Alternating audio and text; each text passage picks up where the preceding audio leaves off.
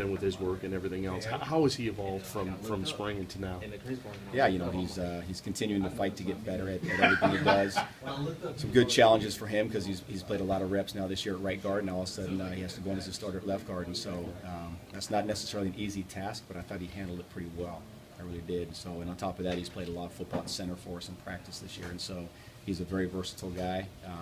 He's one of those guys, in my opinion, prepares himself to play whether he's the starter or not, and he's always ready to go, and that's impressive.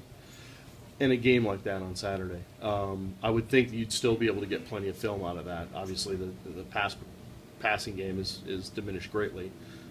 But what did you see out of the run game?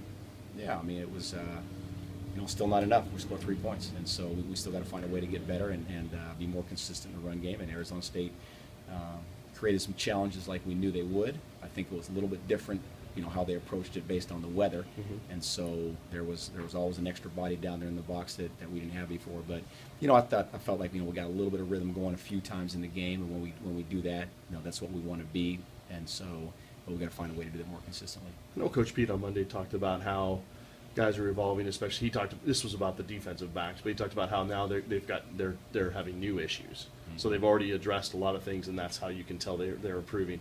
Are you seeing that with some of your guys as well?